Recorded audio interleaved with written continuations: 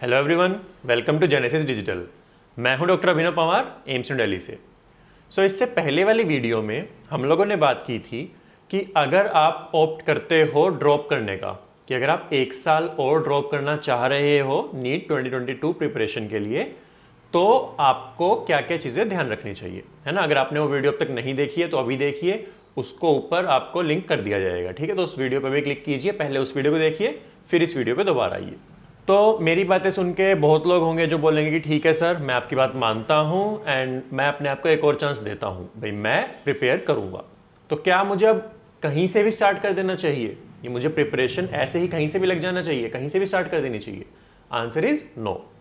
आपको अपनी approach change करनी होगी। देखो यार, क्लियर सी बात है, अगर आपकी अप्रोच काम करती तो आप ये वीडियो यूट्यूब पर सर्च नहीं करते, है ना। मैं आपको बुरा फील कराने के लिए नहीं बोल रहा हूँ, इवन बुरा फील करने वाली कोई बात ही नहीं है। आप लोगों ने अपनी कंट्री का one of the highest competitive exam, जिसको क्रैक करना इस टाइम टफेस्ट एग्जाम्स में से एक है, वो दिया है। आप 16 लाख से ज्यादा कॉम्पिटिटर्स के साथ बैठ के एग्जाम दे के आए हो। You all are champions. आपको सैड या डिप्रेस होने की बिल्कुल जरूरत नहीं है, ठीक है। लेकिन फैक्ट क्या है कि आपको अपनी अप्रोच थोड़ी तो चेंज करनी होगी। तो अब अप्रोच क्या होनी चाहिए आपकी ड्रॉप ईयर की, इसकी बात करते हैं। तो इसके लिए क्या होगा यार, कुछ वेरिएबल्स होंगे जो आप में कुछ बच्चों का कुछ होगा, दूसरे बच्चों के लिए कुछ और अप्लाई करेगा, ठीक है। तो वो वेरिएबल्स क्या होंगे? अगर मैं आपको वेरिएबल्स बताऊं कि आपके वेरिएबल्स क्या होंगे, तो सबसे पहला वेरिएबल जो है वो है कि आपका स्कोर क्या था, किसमें? स्कोर इन नीट 2021, ठीक है। क्या स्कोर था? दो कैटेगरी में मैं ब्रॉडली कर लेता हूं यहां पे बच्चों को डिवाइड। अगर आपका स्कोर 400 या 450 से ज्यादा था। दूसरी कैटेगरी, अगर आपका स्कोर नियर अबाउट 300 या इससे कम ज्यादा था, ठीक है। जो ये फर्स्ट कैटेगरी है, जो फर्स्ट कैटेगरी में लोग आते हैं, इनको मैं बोलता हूं कि ये थोड़े से दे आर समवॉट एक्सपीरियंस्ड, है ना। इनको थोड़ा बहुत एक्सपीरियंस है एग्जाम का, प्रिपरेशन का। जो ये 300 वाले हैं, इनको मैं बोलता हूं कि इतना इन्होंने नहीं किया प्रिपरेशन, क्या पता इन्होंने ऐसे ही एग्जाम दे दिया हो कि मैं बस दे के देखता हूं क्या फर्क पड़ता है। इनको हम नोविसेस बोल देते हैं कि ये न्यू कमर्स, इनको नहीं पता एग्जाम के लिए कैसे प्रिपेयर करते हैं, बस इन्होंने अपनी मर्जी मजे मजे में दे दिया, ठीक है। हो सकता है कुछ लोग आप में से ऐसे भी जिन्होंने प्रिपेयर करने के बाद भी आपका जो स्कोर है वो नियर अबाउट 300 ही रहा है, तो भी आप इसी कैटेगरी में होंगे। इन दोनों कैटेगरी के बच्चों को अब ऑब्वियसली या तो आप ए में फॉल कर रहे हो या बी में फॉल कर रहे हो, या आप 400 450 वाले हो या आप 300 वाले हो, तो आपकी जो अप्रोच होगी वो थोड़ी सी अलग होगी, ठीक है। एक एक करके बात करते हैं। अगर मैं इस कैटेगरी की बात करूं तो इन वाले बच्चों का क्या है, आपके जो कॉन्सेप्ट्स हैं थोड़े बहुत क्लियर हैं, आप राइट पाथ पे हो, आप लगभग राइट पाथ पर थे। आपकी कमी कहां रह गई है, आपको उस पर काम करना है। तो आपको क्या करना है इस टाइम? प्रैक्टिस करना है। प्रैक्टिस जितना ज्यादा कर सको उतनी करनी है, बट अच्छे सोर्सेज से करनी है। क्या क्या सोर्सेज होते हैं, कौन कौन से अच्छे सोर्सेज हैं, अगर आपको ये जानना है तो आप नीचे कमेंट बॉक्स में बता सकते हैं एंड मैं आपको आंसर करूंगा, ठीक है। आपको क्या करना है, अपने हर एक सब्जेक्ट को एनालाइज करना है। अपने हर एक सब्जेक्ट को बैठ के एनालाइज करो कि क्या कोई ऐसा सब्जेक्ट था तीनों में से, फिजिक्स केमिस्ट्री बायो में से, जिसमें आपकी प्रिपरेशन थोड़ी कम रह गई हो, जिसमें आपका थोड़ा सा जो मार्क्स हैं बाकियों के मुकाबले काफ़ी कम आए हो। अगर ऐसा है, फॉर एग्जांपल अगर फिजिक्स है, तो आपको उसको ज़्यादा टाइम देना है, उसको ज़्यादा टाइम देना है और उसको ध्यान से करना है, ठीक है। हर एक सब्जेक्ट के लिए क्या प्रॉपर अप्रोच होनी चाहिए, फिजिक्स के लिए क्या, केमिस्ट्री के लिए क्या, बायो के लिए क्या, इसके लिए भी मैं वीडियोस प्रिपेयर कर रहा हूं एंड वो बहुत ही जल्द चैनल पर आ जाएंगी। तो अगर आपने अभी तक सब्सक्राइब नहीं किया है तो प्लीज़ अभी सब्सक्राइब बटन पे क्लिक करो और बेल आइकॉन को प्रेस कर दो, ठीक है। चलो, तो आपने सब्जेक्ट्स एनालाइज किए, आपको चल गया पता कि आपकी कमी किस सब्जेक्ट में रही थी और आप उसको करेक्ट करो ढंग से। आपके लिए आप लोगों को क्या ध्यान रखना है कि आपका जो सिलेबस है, 11th 12th दोनों का सिलेबस है तीनों सब्जेक्ट का, वो फेब 2022 तक खत्म हो जाना चाहिए। फेब 2022 आपका टारगेट होना चाहिए। आपको क्या ध्यान रखना है कि आपका जो सिलेबस है तीनों सब्जेक्ट्स का, 11th एंड 12th दोनों क्लासेस का, वो फेब 2022 तक खत्म हो जाना चाहिए। ठीक है, तो आपकी डेडलाइन क्या है? फरवरी 2022। क्यों मैं बोल रहा हूं ये? क्योंकि हम लोग लेके चलते हैं कि मई में ही एग्जाम होगा। मैं बार बार बोल रहा हूं, मैं अपनी पिछली 2 वीडियो से बार बार बोल रहा हूं, मोस्ट प्रोबेबली नीट 2022 मई में ही होने वाला है। ठीक है, तो आपको कितने महीने मिलते हैं? आपको सिर्फ और सिर्फ 7 महीने मिलते हैं। You get only 7 months. तो आपको फरवरी की डेडलाइन रखनी है, फरवरी तक अपना सारा सिलेबस खत्म कर दो। उसके बाद आपको revision, full syllabus tests, revision, full syllabus tests and सबसे important previous year questions, previous year papers start कर देने हैं। आप में से जो दूसरे वाले लोग थे, जो नोविसीज थे, जिन्होंने 300 के नियर अबाउट, उससे थोड़ा ज्यादा है, उससे थोड़ा कम स्कोर किया है, आपको क्या चीज समझनी है कि आपके कॉन्सेप्ट्स क्लियर नहीं है। आपको कॉन्सेप्ट्स में प्रॉब्लम है। आपके जो चैप्टर्स हैं, हो सकता है कि तीनों सब्जेक्ट में हो सकता है एक में हो सकता है 2 में हो, बट अगर आपके 300 से भी कम आ रहे हैं तो आई वुड से आपके तीनों ही सब्जेक्ट में या तो कॉन्सेप्ट्स क्लियर नहीं है या फिर आपको एग्जाम कैसे अटेम्प्ट करते हैं ये बात क्लियर नहीं है। तो आपको सबसे इंपॉर्टेंट क्या करना है? आपको तीनों सब्जेक्ट के दोनों ईयर का सिलेबस अच्छे से पढ़ना है। तो आपको टीचिंग चाहिए, आपको क्वालिटी टीचिंग चाहिए। आपको ये देखना है, आपको कोई ये बताने वाला चाहिए जो आपको बता सके कि क्या टॉपिक कैसे होता है, आपको समझा सके। इसके बाद आपको प्रैक्टिस करनी है। ठीक है, तो पहले ग्रुप के लिए प्रैक्टिस सबसे इंपॉर्टेंट था, आपके लिए कॉन्सेप्ट क्लियरिंग सबसे इंपॉर्टेंट है। जैसे ही आपके कॉन्सेप्ट्स क्लियर हो उसके बाद आप भी प्रैक्टिस पर लग जाओ। तो आप लोगों के लिए मैं डेडलाइन बोलूंगा मार्च 2022 तक आपका सारा सिलेबस हो जाना चाहिए। अब सभी लोग डर गए होंगे, है ना, बहुत से लोग हैं, ग्रुप ए वाले भी ग्रुप बी वाले भी, कि सर 2 साल का सिलेबस मैं 4, 5, 6 महीने में कैसे करूंगा या कैसे करूंगी? तो भाई एक ही चीज बोलूंगा, अब अगर ओखली में सिर देने का सोच लिया है ना, तो अब फिर मूसले से मत डरो।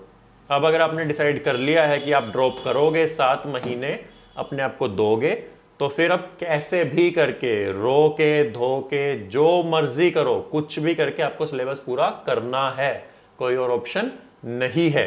ठीक है, तो सिलेबस पूरा आपको मार्च 2022 तक करना ही है। उसके बाद आपको भी क्या करना है? आपको भी revision, full syllabus test and previous year questions करनी है। क्लियर है?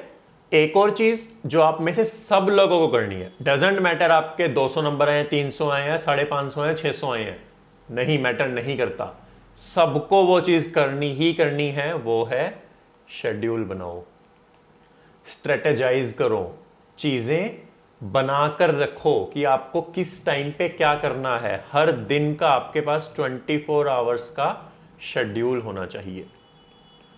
आपकी जो प्रिपरेशन है वो अच्छी होनी चाहिए। किसी भी लड़ाई में जाने से पहले जो स्ट्रेटेजी बनती है सबसे ज्यादा इंपॉर्टेंट होती है। इवन जो यूएस के प्रेसिडेंट थे अब्राहम लिंकन, उन्होंने एक स्टेटमेंट दी थी, आप में से बहुत लोगों को पता होगा। उन्होंने क्या बोला था कि अगर कोई उन्हें टास्क दे कि उन्हें एक पेड़ को 6 घंटे के अंदर काटना है, तो वो क्या करेंगे? वो पहले 4 घंटे बैठ के अपनी कुल्हाड़ी को शार्प करेंगे। तो समझे हो? मतलब आप पहले स्ट्रेटेजी बनाओ, पहले अपना एक पूरा प्लान बनाओ कि आप करोगे क्या। जब वो क्लियर हो जाए उसके बाद आप आगे काम करना शुरू करो। तो इसी तरीके से आपको शेड्यूल बनाना है हर दिन का, 24 आवर्स का आपके पास शेड्यूल होना चाहिए। क्यों? एक साइंटिफिक रीजन देता हूं इसके पीछे। आप में से बहुत लोगों को नहीं पता होगा, बट हमारी जो विल पावर होती है ना, जो अंदर से करने की चीज आती है कि यार मुझे करना है तो करना ही है, वो फाइनाइट होती है। आपको हर दिन के लिए एक limited amount of will power ही मिलती है, जिसको आप यूज करते हो, खर्च करते हो, धीरे धीरे कम हो जाती है। और अगर आप बहुत ज्यादा यूज कर लोगे तो वो खत्म हो जाएगी। अगर आप हर स्टडी सेशन से पहले अपने विल पावर को यूज करो कि यार अब तो मुझे फिर पढ़ने बैठना है, यार हो नहीं रहा कुछ, अब टेस्ट देना है, और हर बार आपको विल पावर धीरे धीरे आपको खत्म करनी पड़ रही है, तो by the end of the day आप आगे पढ़ ही नहीं पाओगे, आपकी विल पावर 0 पे होगी। ये सबके साथ होता है। तो इसका सॉल्यूशन क्या है? इसका सॉल्यूशन है शेड्यूलिंग। आप ऑटोमेटाइज करो चीजों को, आप अपने विल पावर को यूज ही मत करो, उसको प्रेशियस रिसोर्स की तरह बचा कर रखो।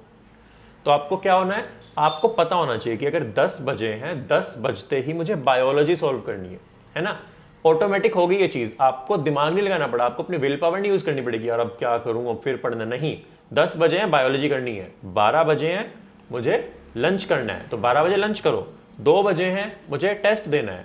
हर एक चीज ऑटोमेटाइज कर दो, हर एक चीज शेड्यूल को छोड़ दो और उस शेड्यूल को फिर फॉलो करो। इससे क्या होगा, आपकी विल पावर प्रिजर्व्ड रहेगी। और वो कब काम आएगी, जब आपका मोटिवेशन लेवल बिल्कुल जीरो है।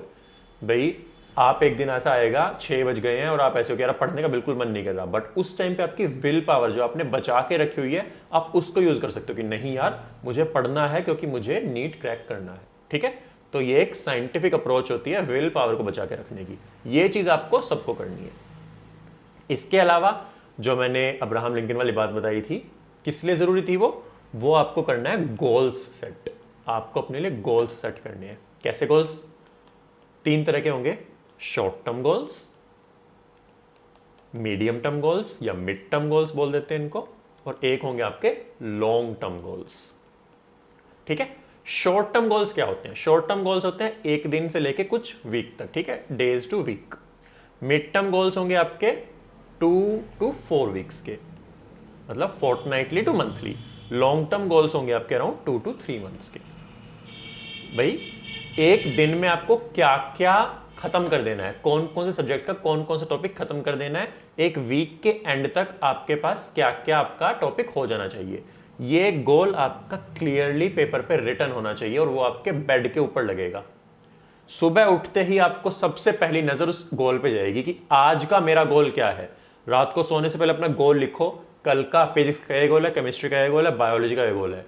उस पेपर को अपने बेड के सामने चिपका दो, जैसे ही आप सुबह उठो आपको वो दिखे। ठीक है, पूरा दिन जब तक वो गोल पूरा नहीं होता वो पेपर वहीं रहेगा। आपकी नजर बार बार उस पेपर पे पड़नी चाहिए। जब वो गोल पूरा हो जाए तभी आपको वो पेपर रिमूव करना है एंड तब आप अपने आप को थोड़ा बहुत रिवॉर्ड दे सकते हो, बट उससे पहले आपको चैन से नहीं बैठना है। ठीक है, सिमिलरली मिड टर्म गोल्स होंगे 2 to 4 वीक्स के।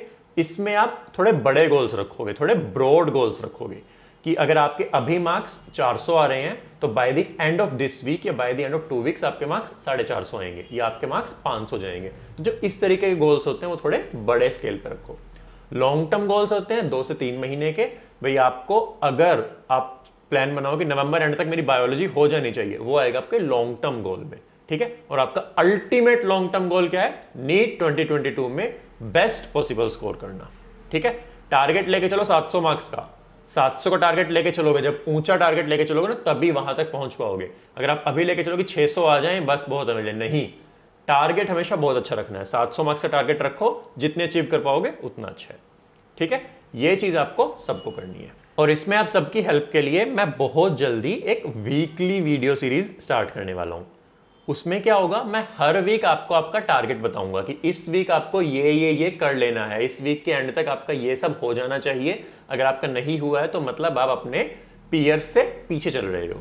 तो इस सीरीज को ज्वाइन करने के लिए आपको क्या करना होगा, हमारा टेलीग्राम चैनल का लिंक है नीचे डिस्क्रिप्शन बॉक्स में, हमारे टेलीग्राम चैनल का लिंक है, उसको ज्वाइन कर लो। उस टेलीग्राम चैनल पर ही मैं सारे मटेरियल्स जो इस वीकली वीडियो से रिलेटेड होंगे, वीकली वीडियो सीरीज से रिलेटेड होंगे, वो मैं उस टेलीग्राम चैनल पर ही डालूंगा। आप हमें इंस्टाग्राम पे भी फॉलो कर सकते हैं, इंस्टाग्राम का लिंक भी आपको नीचे डिस्क्रिप्शन बॉक्स में मिल जाएगा। चलो अब एक और बहुत इंपॉर्टेंट टिप देता हूं मैं आप लोगों को, स्पेशली आप लोगों को जिनके पास सिर्फ 7 महीने हैं। आपको क्या करना है, आपको सिर्फ टाइम पे ध्यान नहीं देना है। आपको यह ध्यान नहीं देना है कि मैं 10 घंटे पढ़ रहा हूं, 11 घंटे पढ़ रहा हूं, 12 घंटे या 15 घंटे, नहीं। आपको क्या देखना है, आप कितनी इफेक्टिव स्टडी कर रहे हो। स्टडी और इफेक्टिव स्टडी में फर्क है। अगर आप 2 घंटे भी बहुत बहुत हाईली इफेक्टिव स्टडी कर लो, that is much better than 4-5 घंटे बस ऐसी किताब लेके बैठना, है ना। तो इफेक्टिव स्टडी के लिए आप क्या कर सकते हो, एक बहुत अच्छी टिप है जो मैं पर्सनली बहुत सालों से यूज कर रहा हूं। मैंने खुद इसको अपने MBBS लेवल से लेके अब तक मैंने इस टेक्निक को बहुत ज्यादा यूज किया है। इस टेक्निक को हम बोलते हैं, आप में से बहुत लोगों ने सुना भी होगा, पोमोडोरो टेक्निक, है ना, सुना है। पोमोडोरो टेक्निक में क्या होता है, इसकी कोर क्रक्स क्या है, आपको शॉर्ट बर्स्ट्स ऑफ टाइम में काम करना होता है। मतलब क्या हुआ, आपको लगातार बैठ के नहीं पढ़ना, आपको 2, 3, 4 घंटे लगातार बैठ के नहीं पढ़ना है, नहीं। आप उतना टाइम फोकस ही नहीं कर सकते, ह्यूमन माइंड उतना टाइम लगातार फोकस कर ही नहीं सकता है।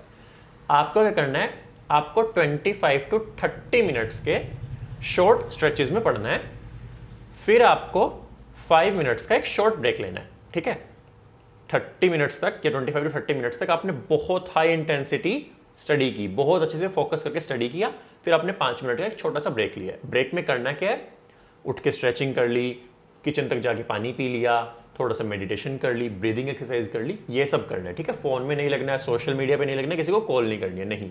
आपको ऐसी चीजें करनी है जहां से आपका दिमाग थोड़ा हट सके। ये नहीं करना आपको पढ़ाई से दिमाग हटा के सोशल मीडिया पे लगा दो, नहीं।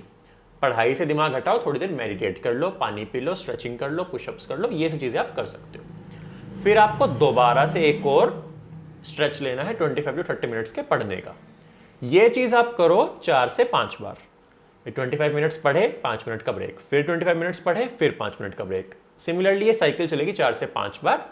उसके बाद आपको क्या करना है, एक लॉन्ग ब्रेक लेना है 30 टू 45 मिनट्स ड्यूरेशन का। इस टाइम पे आप खाना खा सकते हो, खाना खाते हो अगर आप टीवी देखना चाहते हो, न्यूज़ देखना चाहते हो, वो कर सकते हो। आप बैडमिंटन खेल सकते हो, आप थोड़े टाइम के लिए वॉक पे जा सकते हो, रन पे जा सकते हो, आप ये सारी चीज़ें कर सकते हो। एक नैप ले सकते हो आप, 30 मिनट्स का नैप बहुत इफेक्टिव होता है। उसके बाद आपको दोबारा से ये साइकिल करनी है, 4 से 5 दोबारा करना है। ये अगर आपने ऐसे जो है 4-4, 5-5 साइकिल वाले पार्ट अगर आपने दिन में 3-4 भी कर लिए ना, आप इतनी ज़्यादा इफेक्टिव स्टडी करने वाले हो कि आपको खुद पे ही हैरानी होगी कि आपने एक दिन में इतना कैसे पढ़ लिया। और उसकी सबसे इंपॉर्टेंट, सबसे अच्छी बात क्या है, आपको सैचुरेशन ही फील नहीं होगी। आपको ये नहीं लगेगा कि यार इतना ज़्यादा पढ़ लिया मैंने, आज तो खत्म ही हो गया, बस मेरे माइंड में कुछ नहीं जाएगा, नहीं। क्योंकि आप साइंटिफिक वे यूज़ कर रहे हो, आप 5-5 मिनट्स के शॉर्ट ब्रेक्स ले रहे हो, आपको सैचुरेशन फील ही नहीं होगी।